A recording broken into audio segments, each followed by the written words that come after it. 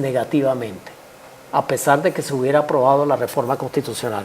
De esta manera debe quedar claro que me coloco en un punto de vista que está más allá del punto de vista puramente constitucional jurídico.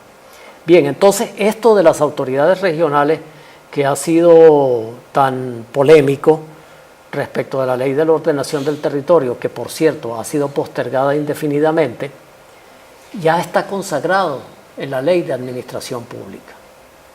En la ley de administración pública, el presidente de la República puede crear autoridades regionales que son paralelas y se encontrarán necesariamente en una situación de tensión respecto de las autoridades como gobernadores y alcaldes. Esto es una situación que ineludiblemente tiene que producirse. Esta situación que ineludiblemente tiene que producirse, se ha respondido a esta crítica diciendo que ya en el sistema anterior existían estas instituciones a través de las corporaciones regionales de desarrollo. La gente del estado Táchira conoció que había una corporación para los estados andinos, para Zulia había una corporación regional. Sin embargo, no puede compararse el poder que tenían estas organizaciones, estas instituciones, con lo que ahora significan las autoridades regionales, que si ustedes analizan la ley de administración pública, tienen mucho más alcance y más facultades y por lo tanto están en una situación de probable coalición con las autoridades locales de lo que podían estar las corporaciones regionales con las entonces autoridades locales.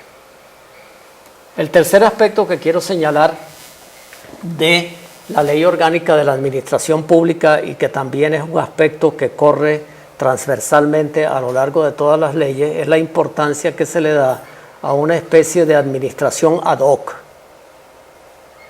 Ad hoc es un término que ustedes saben proviene del latín y quiere decir lo que se hace para la situación concreta. No es lo que se hace o lo que se ha pensado para más allá de coyunturas y de circunstancias, sino que está concebido de una forma que por ser precisamente coyuntural y adecuado a situaciones especiales que se presentan, tiene unas características de flexibilidad y de, digámoslo así, control o de falta de control especiales que no tienen las instituciones pensadas o concebidas con mayor alcance temporal e institucional. En la reforma constitucional, o en el proyecto de reforma constitucional, se consagró constitucionalmente la existencia de las misiones, se les dio una validez constitucional. Este objetivo, que no pudo realizarse en la reforma constitucional, se realiza, sin embargo, a través de la Ley Orgánica de la Administración Pública Nacional. De manera que esto es una ley que es una ley fundamental, porque si ustedes tienen en cuenta la estructura del ordenamiento constitucional, ustedes se encuentran que en primer lugar está la Constitución y luego siguen las leyes orgánicas. Las leyes orgánicas son las leyes que organizan el Estado. Este objetivo, pues, que no se logró con la reforma constitucional, se establece, sin embargo, con la Ley Orgánica de la Administración Pública Nacional. Ahora, desde el punto de vista de la eficiencia, que es simplemente en el que me estoy manteniendo en este momento, se producen o se suscitan graves dudas de que lo que sea ad hoc se convierta en algo que no es por naturaleza. Es decir, ya no es ad hoc, ya no es circunstancial, sino que ya es institucional. ¿Hasta qué punto se puede mantener esta situación y hasta qué punto la administración pública tradicional que sigue vigente y que sigue presente puede funcionar adecuadamente con este paralelismo de instituciones ad hoc que se convierten en instituciones que ya no son ad hoc, sino que tienen un carácter de mayor alcance?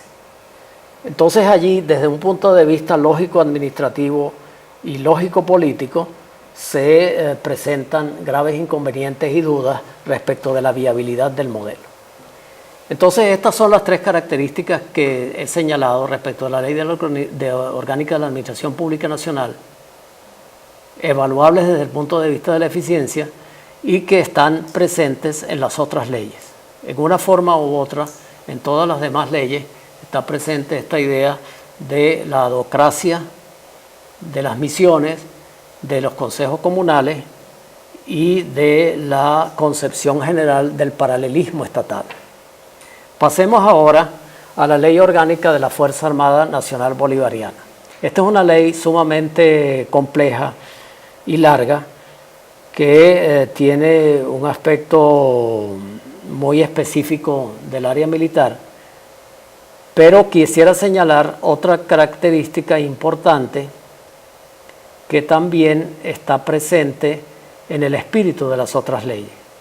En el párrafo que ustedes tienen citado allí en la lámina, encuentran que se habla de que la seguridad y defensa nacional es una misión que corresponde tanto al Estado como a la sociedad civil. Esto es un concepto que se encuentra ya en la Constitución del 99. Y en realidad, si uno se pone a ver, no es una cuestión novedosa. Porque después de todo, si el país de uno entra en una situación bélica, todos estamos obligados a colaborar con nuestro país en esa situación bélica. ¿Qué significa sino el patriotismo? Lo que se hablaba tradicionalmente del patriotismo. El patriotismo es precisamente la solidaridad que tenemos con nuestro país, el amor que le tenemos a nuestro país en los tiempos tranquilos y la movilización que hacemos en los tiempos de conflicto y de guerra. De manera que siempre ha habido una corresponsabilidad entre las instituciones propiamente estatales, y en este caso en la guerra, las Fuerzas Armadas y la ciudadanía. Lo que pasa es que su consagración en la Constitución de 1999 ya parece requerir, si esto significa algo más que el mero patriotismo, ya parece requerir una estructuración institucional y una obligación mucho más fuerte y asegurada por otros medios más allá de los puramente afectivos que se movilizan en ocasiones en que somos llamados a demostrar nuestro patriotismo. Por eso, en ese sentido, no se puede desconocer que la Ley Orgánica de las Fuerzas Armadas Nacionales o cualquier ley de las Fuerzas Armadas Nacionales tenía que precisar este aspecto. El problema es que la precisión de este aspecto que se hace en la Ley Orgánica de las Fuerzas Armadas Nacionales es a través de la consagración como un nuevo elemento de la Fuerza Armada de la milicia. Es decir, la milicia constituye ya un ingrediente organizacional mucho más preciso y mucho más fuerte que simplemente la colaboración que está establecida en la Constitución de 1999. Y ya esto significa nuevamente el fenómeno que hemos destacado respecto de toda la estructura del Estado. Nuevamente el paralelismo, pero no solamente en la administración civil, sino también en la administración militar. Por otra parte, como la Fuerza Armada tiene una serie de funciones y de actuaciones que rebasan más allá, que van más allá de su ámbito propiamente técnico y militar, también este es un rasgo que está presente en algunas otras leyes donde se les da a la Fuerza Armada un papel que no se limita solamente al que se le da en la Ley Orgánica de la Fuerza Armada Nacional Bolivariana. Por último, me refiero a la Ley para la Defensa de las Personas en el acceso a los bienes y servicios. Aquí quiero destacar nuevamente lo que he señalado acerca del papel de los consejos comunales. La Ley Orgánica de Defensa de las Personas en el acceso a los bienes y servicios también le da un papel a los consejos comunales controlados por el Ejecutivo, como hemos dicho, en toda la aplicación y administración de esta ley, lo cual tiene unas consecuencias todavía más concretas si consideramos lo siguiente, que esto lo represento en la otra lámina, y que tiene que ver con la característica que señalaba del peligro que se produce cuando el Estado pretende realizar sus políticas a través de sanciones y no a través de incentivos. En la Ley para la Defensa de las Personas en el Acceso a los Bienes y Servicios se establecen 11 figuras de sanciones administrativas. Es decir, estas son sanciones que no se aplican por sentencia de un tribunal, sino que se aplican por el juicio o discrecionalidad de un funcionario administrativo.